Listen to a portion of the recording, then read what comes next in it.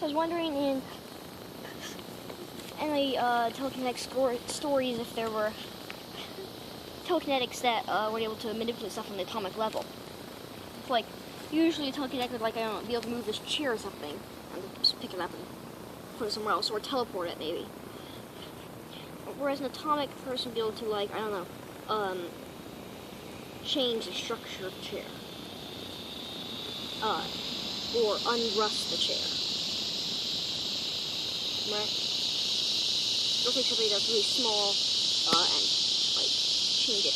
Like Cass, she could do that. She can manipulate atoms and also the bigger things as well. And also she can manipulate the space-time matrix as well. Say it again. So Ruth as well, she can supposedly manipulate genes. So Cass, Ruth,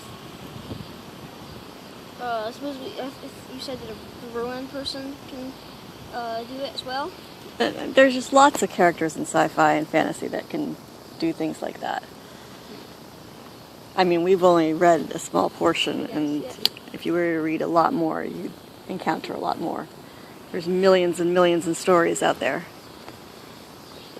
Person's imagination that's what's beautiful about writing and fantasy and fiction and sci-fi eagle, is that you're only limited by your imagination, and it's definitely possible to imagine that.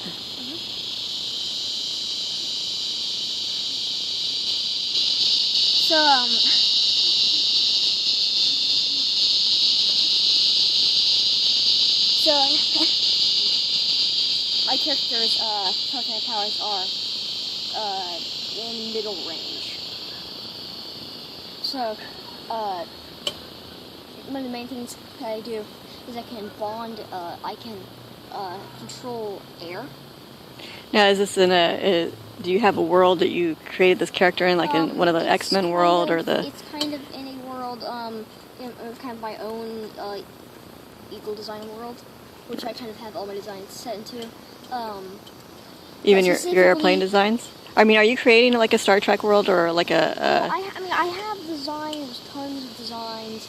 Many of my ship designs could be stuck into their own universes. The only thing that separates the different universes apart is the technology level.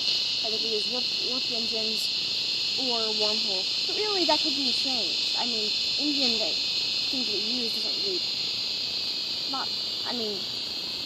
it's not needed to... You don't have to know what their FTL drive is. Right. Their FTL drive type is. Right. Because otherwise, that and any sort of replicator or transporter. But I don't do transporters in any of my things usually. Really? Why not? It breaks laws of physics. It's just ridiculous. So does all the other stuff. Jeez.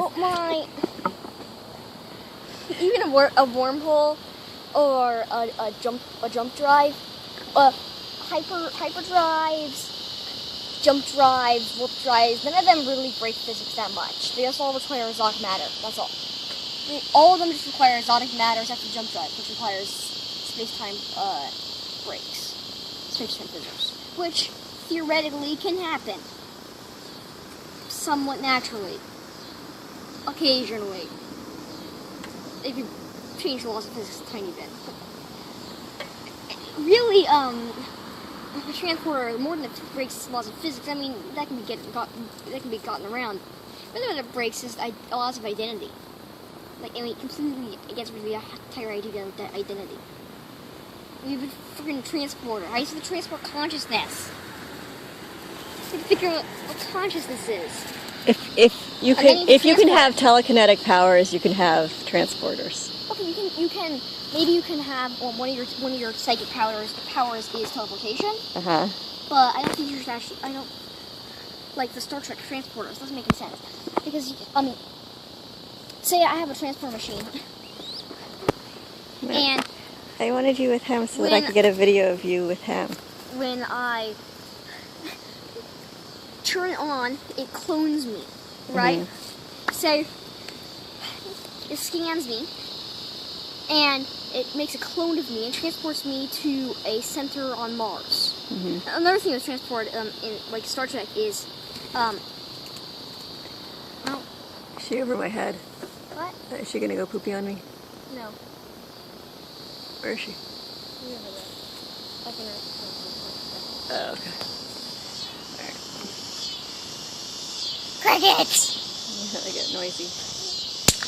Shut up, shut up. That's not crickets. Cicadas. Cicadas. Cicada 3301. Posture. 3310. I forgot. Oh, are you trying to do Borg? No. Oh, what? Cicada 3301. What's 3301? It's a internet mystery. What? Yeah, I heard about it. Didn't I? Yeah, I definitely did. You told me about this? So on Reddit, anonymous user posted a challenge. Okay. Find the clues, find their website, and whoever can decipher everything and follow the like clues through the yeah. puzzle and find the puzzle inside the puzzle, decipher it, and get all the way to the last page. That's who wins, and they can. Yeah, you told me. They get recruited. You told me about that. That's like in the person of interest storyline. Sure. But what does that have to do with cicadas? Cicada. So one of the images that you use. So one of the puzzles, the big puzzle, was when you figure out half of the thing, you got sent to a website with an image of a cicada on it. So the image of the cicada disappeared, and a few different things popped. A few different location coordinates popped up. And if you go to the coordinates, you would find. If you went to the coordinates, you would find a image taped up on the wall of cicada with a barcode. If you scan the barcode, then you got to another website, which will take you to more puzzles, and then you get to the final website.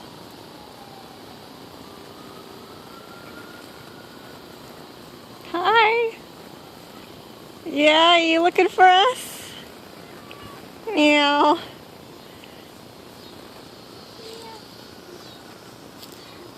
Are you lonely in the house without us? Was she in the house?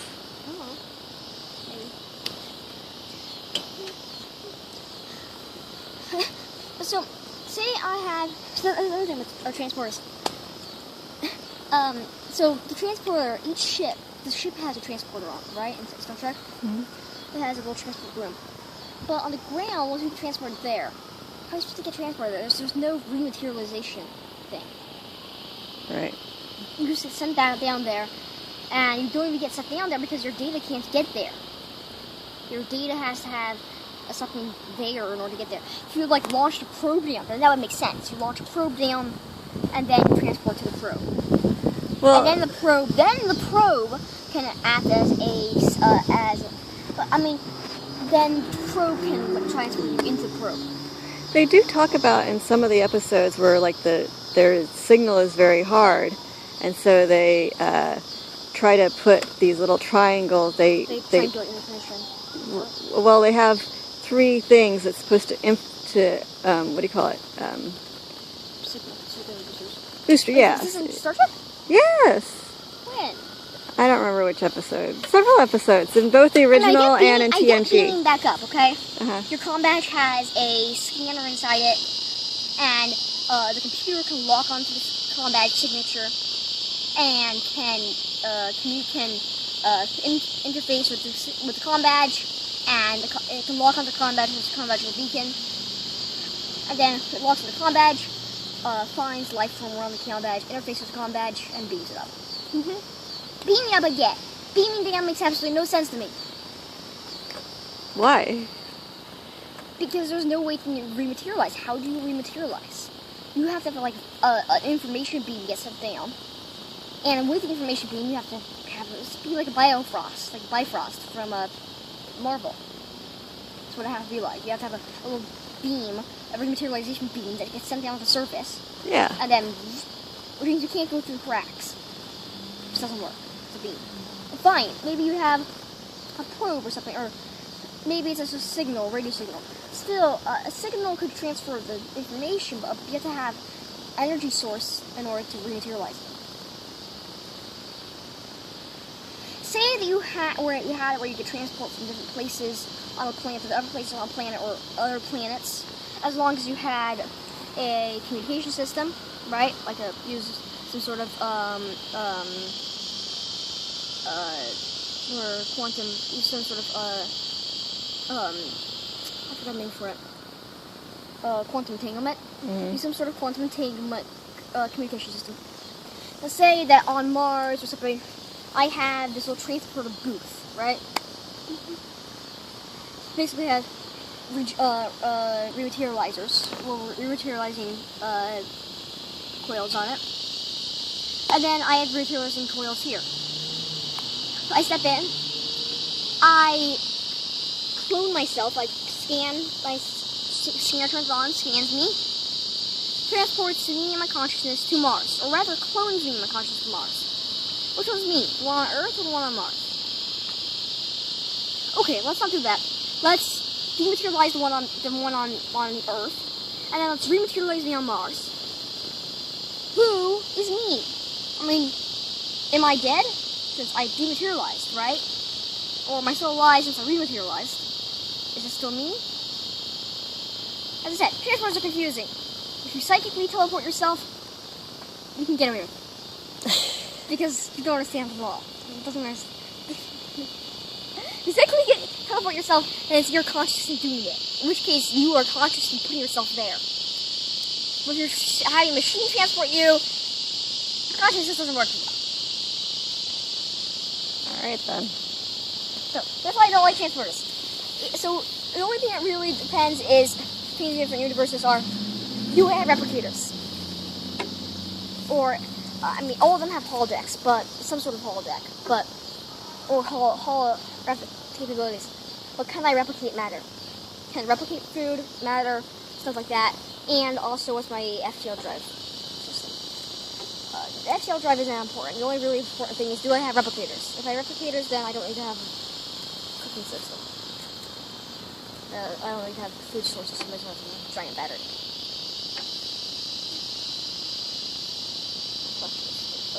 Patterns.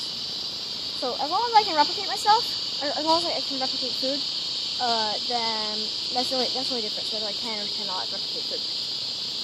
So most of my characters and ships are compatible with my universe, and some of them, like my character is designed to be in the Marvel universe.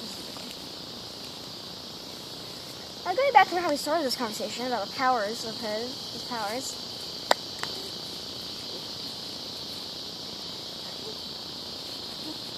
That's good. So, one of my powers is my telekinetic abilities. I'm able to manipulate air. So I can turn air into blades and stuff. Although if I'm in a low air environment, it's bad to do because then it uses up air from anywhere around it. So I can take air and kind of manipulate it a little bit so it crystallizes, or kind of looks crystallized, but basically I can telekinetically hold it in a blade shape, and I can change the shape of it and throw my little air blades and stuff. And also, since it's made of air, I can, if I accidentally cut myself, or I can go through objects and stuff without cutting it. It's like I can cut through this chair and move the blade through this chair, but without cutting it, because I can dematerialize some of the, or I can release my telekinetic hold on bits of the blade and let it pass right through, and then reconnect. So mainly it's air, and this is circuitry I can sometimes manipulate. Circuitry. Usually I can't push much larger area than besides this yard. That's my limit of how far out I can control. But usually it's in a medium to small area of size. Like I can't move a house or a ship. I can move people at the most. Wow, that is so loud in my ear. So I can move a few people simultaneously, but anything heavier than about maybe half a thousand anything heavier than, say, 500 pounds, I can't really move. In your character. Yeah. That makes it reasonable. That way I can't move giant sleeves and ships and stuff. I was gonna go, why did you limit yourself in the character? Well, because, already it's completely overpowered. I mean, anyone within, I don't know, a 10-meter radius, I can basically just freeze. Because I can freeze the air around them. I can just freeze them in place. Okay. I can freeze any projectile shot at me. Basically anything sent at me or any person towards me, I can basically just make up a wall out of air. Just like make air like that. So that's why I have to have some sort of limit that I can't do too much stuff. Otherwise, I mean, I can basically just... one time I had the idea of I could apply enough pressure to squish a person.